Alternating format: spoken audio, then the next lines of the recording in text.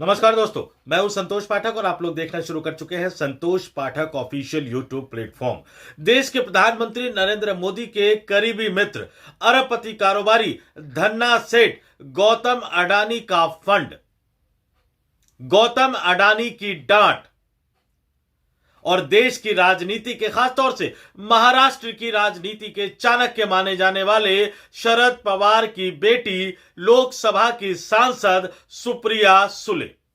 जी हां, महाराष्ट्र की राजनीति एक अजब मुकाम पर पहुंचती हुई नजर आ रही है। कौन किसके साथ है, कौन किसके खिलाफ है, कौन कब तक किसके साथ रहेगा, कौन कब किसके खिलाफ चला जाएगा, इसको लेकर तस्वीर पूरी तरह से साफ नहीं हो पा रही है। नेताओं की आदत यह हो गई है कि एक हाथ इधर मिलाकर रख रहे हैं, दूसरा हाथ उधर मिलाकर रख रहे हैं। अब यह समझ में ही नहीं आ रहा कि यह झटका प्रधानमंत्री नरेंद्र मोदी को है, यह झटका एनडीए गठबंधन को है, या यह झटका राहुल गांधी को है, झटका इंडिया गठबंधन को है। एनडीए बनाम इंडिया गठबंधन की लड़ाई, मोदी बनाम राहुल गांधी की लड़ाई, बीच में गौतम अडानी, शरद पवार के जन्मदिन पर दिल्ली में हुई पार्टी, और अब शरद पवार के एक सेंटर में गौतम अडानी का फंड। ऐसा लग रहा है कि महाराष्ट्र की राजनीति इस देश के राजनीतिक विश्लेषकों को और हम जैसे पत्रकारों को पूरी तरह से कंफ्यूज करके ही मानेगी, क्योंकि समझ में नहीं आ रहा कि कौन कब कहां किसके साथ चला जाएगा, और दोनों ही पक्ष बेचैनी से एक तरह से जूझ रहे हैं। तो एक खबर लेकर मैं आपके सामने आया हूं। पता नहीं ये खबर बड़ी है या छोटी है, ये तो आप खुद तय कीजिएगा, लेकिन महाराष्ट्र में शरद पवार का परिवार नजदीक आ रहा है। पिछली बार गौतम अडानी साहब ने महाराष्ट्र में सरकार बनवाई थी एनसीपी की और बीजेपी की। यह खुलासा तो खुद अजीत पवार साहब ने किया था। बाद में शरद पवार साहब पलट गए, अजीत पवार बीजेपी के साथ मिले, महाराष्ट्र में उप मुख्यमंत्री बने हुए हैं, और चाचा शरद पवार जो है अपनी बची खुची पार्टी लेकर विपक्षी इंडिया गठबंधन का हिस्सा है, गाहे बगाहे राहुल गांधी को सलाह भी देते रहते हैं और पुरजोर सिफारिश करते हैं। किसकी? गौतम अडानी साहब की, राहुल गांधी के सामने, कि बहुत हो गया, अभी अडानी का मसला छोड़ दो, बाकी जो मोदी को कहना है कहते रहो, बीजेपी को जो कहना है कहते रहो, अडानी पे क्यों अड़ गए हो। और इस बीच एक कार्यक्रम होता है, और उस कार्यक्रम में शरद पवार की बेटी सुप्रिया सुले गौतम अडानी को लेकर कुछ बोलती है, और फिर खबर यह भी आती है कि परिवार एकजुट हो रहा है, अजीत पवार और शरद पवार की पार्टी मिलकर चुनाव लड़ने जा रही है। तो इधर डिप्टी सीएम है, उधर चुनाव लड़ रहे हैं। एक एक करके तथ्यों को आपके सामने रखूंगा, और जैसा कि मैंने शुरुआत में ही कहा आपसे कि आप खुद तय कर लीजिएगा कि खबर बड़ी है या छोटी है। महाराष्ट्र के पुणे जिले के बारामती में Sharad Chandra Pawar centre of excellence in artificial intelligence का उद्घाटन हुआ। और ये जो उद्घाटन हुआ, इस सेंटर के उद्घाटन के समय पूरा का पूरा परिवार तो एकजुट था ही। शरद पवार थे, उनकी बेटी और सांसद सुप्रिया सुले थी, अजीत पवार साहब भी थे जो कि देवेंद्र फडणवीस की सरकार में, एनडीए गठबंधन की सरकार में उप मुख्यमंत्री हैं। और बहुत दिलचस्प तथ्य तो यह था कि उसमें अडानी ग्रुप के चेयरमैन गौतम अडानी भी मौजूद थे और उनकी पत्नी प्रीति अडानी भी मौजूद थी। और आपको बता दूं कि इस सेंटर को अडानी ग्रुप ने ही फंड किया है। जी हां, गौतम अडानी साहब ने ही फंड दिया है इसके लिए, और इसे पवार के परिवार द्वारा चलाए जाने वाले एजुकेशनल इंस्टीट्यूशन विद्या प्रतिष्ठान के तहत बनाया गया है। तो फंड अडानी साहब ने दिया है, तो जबरदस्त तारीफ तो होगी ही। तो सबने तारीफ की, सुप्रिया सुले ने तारीफ की, अजीत पवार ने तारीफ की, शरद पवार साहब ने तारीफ की। और सुप्रिया सुले तो बोलते बोलते यहां तक बोल गई कि गौतम अडानी साहब उनको डांट भी देते हैं कई बार, और कई बार प्यार भी करते हैं बड़े भाई की तरह। क्या बोला सुप्रिया सुले ने कार्यक्रम को संबोधित करते हुए कि गौतम भाई और प्रीति भाभी से हमारे परिवार का 30 साल का रिश्ता है। उन्होंने कहा कि कभी कभी आपकी डांट भी खानी पड़ती है और आपका प्यार भी मिलता है। सुप्रिया सुले ने कहा कि गौतम भाई मेरे बड़े भाई जैसे हैं।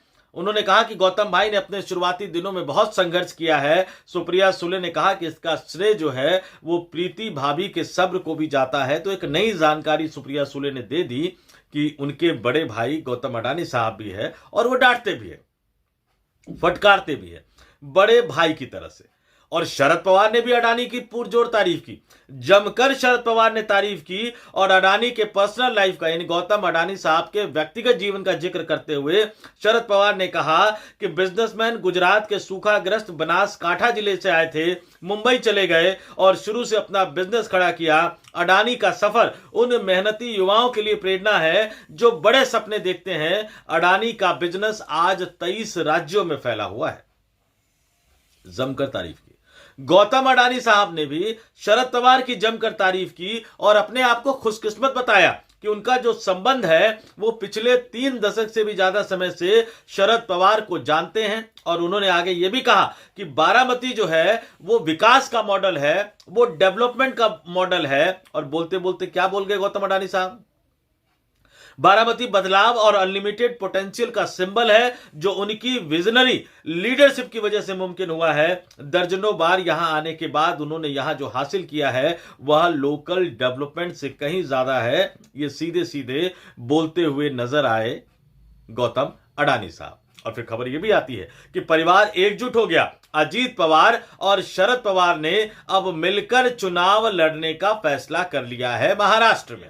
महाराष्ट्र के उप मुख्यमंत्री, बल्कि इसको इस तरह से समझ लीजिए कि एनडीए गठबंधन में शामिल, नरेंद्र मोदी वाले गठबंधन में शामिल देवेंद्र फडणवीस की सरकार में उप मुख्यमंत्री अजीत पवार और जो दूसरी वाली एनसीपी है यानी शरद पवार वाली, तो अजीत पवार साहब और शरद पवार साहब की पार्टी ने रविवार को पिंपरी चिंचवड नगर निगम चुनाव के लिए गठबंधन का ऐलान कर दिया।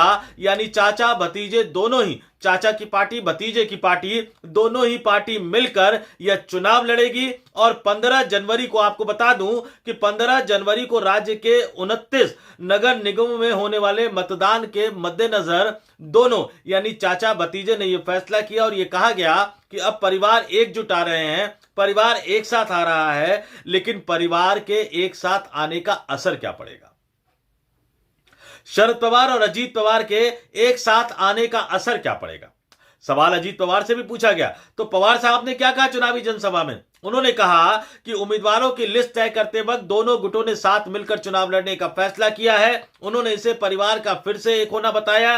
अजीत पवार ने कहा कि लोगों के मन में गठबंधन को लेकर कई सवाल थे जिसका जवाब अब मिल गया है। उप मुख्यमंत्री ने आगे कहा कि महाराष्ट्र के विकास के हित में कभी कभी ऐसे कड़े और बड़े फैसले लेने पड़ते हैं और सीट बंटवारा जो किया गया है वो उस फैसले की एक वानगी है। अब शिवसेना एकनाथ शिंदे वाली नहीं, उद्धव ठाकरे वाली शिवसेना के जो नेता है संजय राउत, वो सवाल पूछ रहे हैं कि भैया बताइए, वो तो एनडीए गठबंधन में शामिल है अजीत पवार और यहां वो मुलाकात कर रहे हैं।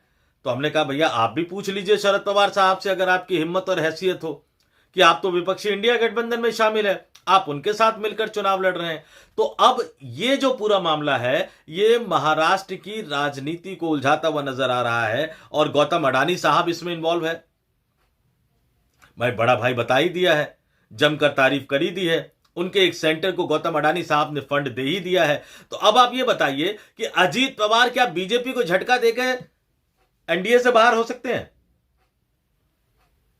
इसकी उम्मीद तो फिलहाल बहुत कम नजर आ रही है। हालांकि महाराष्ट्र की राजनीति में आगे क्या होगा कह नहीं सकते। लेकिन दूसरे सवाल का जवाब दे दीजिए, क्या शरद पवार विपक्षी इंडिया गठबंधन को छोड़कर एनडीए में चले जाएंगे? इसमें भी कई तरह के किंतु परंतु लगे हुए हैं। तो चाचा भतीजे दोनों मिलकर जो है वो बीजेपी और कांग्रेस दोनों के साथ खेल रहे हैं। कांग्रेस को ज्यादा नुकसान पहुंचा रहे हैं क्योंकि कांग्रेस का जो एक समीकरण बना हुआ था मोदी सरकार के खिलाफ, जिस तरह से अभियान वो चला रहे थे, तो तमाम मुद्दों पर एनसीपी का एक एक करके किनारा करना और राहुल गांधी का जो सबसे पसंदीदा या जब से सबसे ज्यादा फेवरेट जो राजनीतिक टॉपिक है जिसको लेकर वो मोदी सरकार को और खासतौर से देश के प्रधानमंत्री नरेंद्र मोदी को घेरते हुए नजर आते हैं गौतम अडानी, उस पर तो शरद पवार साहब ने अब सीधे सीधे कह दिया भैया हमारा कोई लेना देना नहीं है राहुल गांधी के अभियान से। वो पहले भी गौतम अडानी के साथ अपनी निकटता को छुपाते नहीं थे।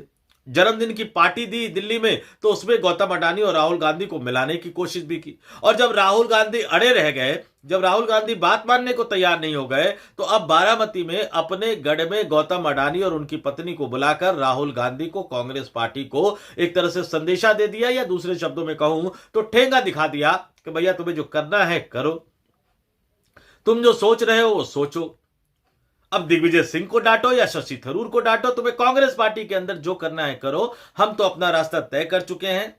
मैं तुम्हारे साथ हूं, विपक्षी गठबंधन के साथ हूं, लेकिन चुनाव तो मैं लड़ूंगा अपने भतीजे के साथ जो कि एनडीए गठबंधन में शामिल है। और जहां तक उद्योगपतियों से रिश्ते का सवाल है तो तुम भले ही अडानी को कुछ भी कहते रहो, लेकिन मैं तो रिश्ता गौतम अडानी के साथ बनाऊंगा।